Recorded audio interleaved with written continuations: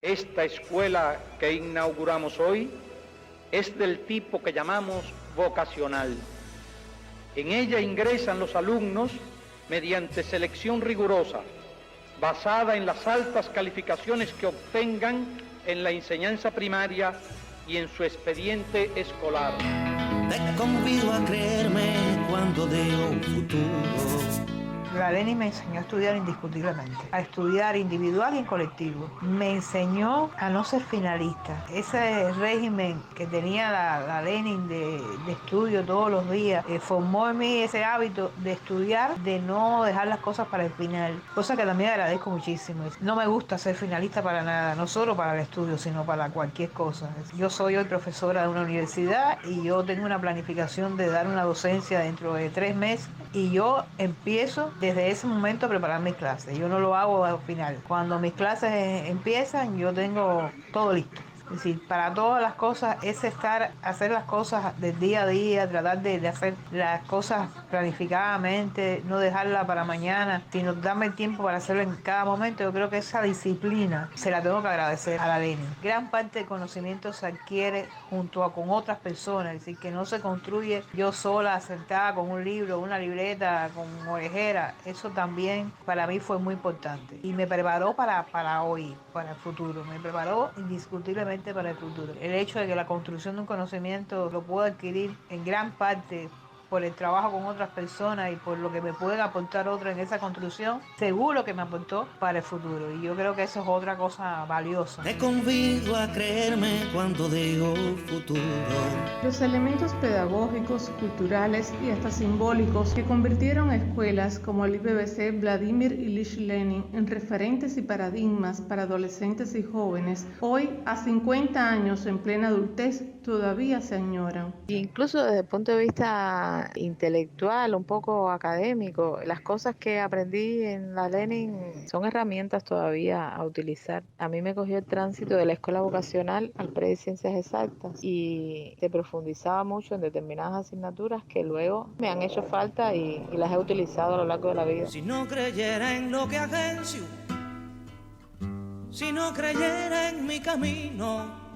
Yo creo que eso hizo posible que yo realmente pudiera trabajar en la ciencia, porque la ciencia demanda mucha consagración, mucha entrega. En la ciencia nosotros no tenemos horario para trabajar, y esa forma en que yo tuve desde pequeña, de ese horario de no tener descanso, incluso cuando pasamos a presencia exacta, en un ritmo súper fuerte. En la vocacional teníamos demandas y exigencias, pero cuando pasamos a presencia exacta eran más de 11 turnos diarios y realmente con una carga súper fuerte. Y ese ritmo yo creo que fue lo que hizo que yo pudiera estar en la ciencia sin ningún problema, que no fuera un problema para mí trabajar 11, 12, 14, 16 horas, porque ya veníamos con un entrenamiento realmente bien fuerte. Después que yo lo continué en la CUJAE, porque en la CUJAE, como fui dirigente estudiantil, muchas veces yo no podía ir a mi casa el fin de semana, pero lo hacía con tremendo amor, con tremendo gusto, porque tenía esa formación desde pequeña, se puede decir, de mi estancia en la Lenin. Si no creyera en lo más duro,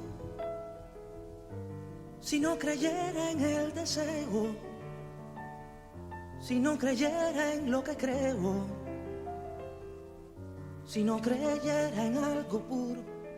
La identidad de medio siglo de vida le proporcionó a la escuela conocida hoy como la Gran Casa Azul o la Lenin continuar como la mayor formadora de bachilleres en todos los niveles. Con disímiles sentimientos evocan hoy esa luz que nació incluso en la adolescencia. Muchos recuerdan sus años de bachiller, la participación en concursos, la convivencia entre talentos de diferentes centros y esa cubanía que se impregnara desde la docencia o las noches de convivencia en aulas y pasillos. Sobre todo la Lenin, yo creo que me preparó para la diversidad de personas, para convivir con personas que podían pensar o no igual que yo, pero que estábamos juntas cumpliendo un sueño que teníamos que acostumbrarnos a convivir. Yo creo que esa acostumbrarse a convivir me dio mucha independencia para la vida, porque nosotros estábamos todo el tiempo allí, teníamos que tomar nuestras propias decisiones, teníamos que cuidarnos unos a otros, no nos quedaba de otra manera.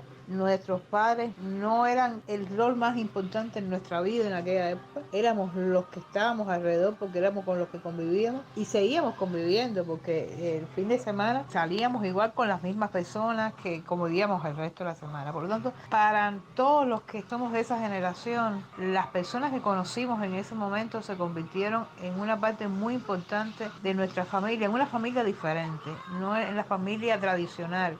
Hoy hablamos de las muchas familias, ¿no? Y yo creo que ese concepto es un concepto que en la Leni está clarísimo. Es decir, hay un tipo de familia que es la familia que nosotros hicimos en la Leni. Yo recuerdo que cuando nosotros estudiamos para las pruebas de ingreso, íbamos para la casa de una de las muchachas que estudiaba conmigo, que casualmente era de las que estaba conmigo desde el 7º grado. Y nosotros hacíamos todo en la casa. Nosotros estudiábamos nosotros solos, los padres de ella estaban trabajando, porque trabajaban, todos nuestros padres trabajaban, y nosotros nos estudiábamos entre nosotros, nos hacíamos la comida, nos hacíamos compañía, es decir, no necesitábamos nadie más que nosotros, porque nosotros sabíamos cómo vivir y cómo subsistir entre nosotros. Hombre que vas creciendo. Yo llegué a la Lenin con 12 años y ahí estuve 6 años de mi vida, toda la secundaria y todo el pre. Las cosas que viví en ese entorno de despedida de la niñez y entrada en la adolescencia, por supuesto que marcaron mi vida. Y las personas con las que crecí siguen siendo hoy mis amigos, casi que mis hermanas, algunas, mis hermanos. El aporte de la Lenin a la calidad de los profesionales cubanos e incluso en el intercambio con otros centros de disímiles enseñanzas o las ideas que nacieron desde la propia educación de sus profesores continúan más cerca o más lejos, pero siempre presente en el sentimiento de sus alumnos. Y los profesores también tuvieron un rol importantísimo en esa edad en la que uno necesita tanto a veces la guía, la tutoría, y estaba lejos de los padres. Ellos se convertían un poco en esa asistencia familiar y filial que uno necesita a esa edad. Todo eso sigue conmigo hoy. Esos recuerdos están vivos. No pasa un mes sin que nos veamos, al menos algunos, y mantenemos comunicación bastante sistemática. Si alguno de los compañeros pues necesita ayuda, pues ahí estamos, nos reunimos y es parte de mi presente. Eso ya no es pasado, eso es parte de mi presente. Más allá del discurso constructivo de cómo ser más eficiente en el aprendizaje o desde la impartición de la enseñanza en escuelas especializadas como la Vladimir Ilich Lenin, a 50 años de su creación, todavía continúan siendo un paradigma a estudiar. Los alumnos egresados de esta escuela se dedicarán fundamentalmente a carreras científicas y técnicas. A decir verdad, en ningún país de América, incluyendo Estados Unidos, hay una escuela de nivel medio como esta. Más que escuela, sueños. Y de esos sueños hablamos hoy en esta emisión Jesús de Armas y María de los Ángeles Romero. Me ha emocionado mucho el recibimiento de ustedes. Quiero reiterarles el extraordinario aprecio que tenemos por esta escuela.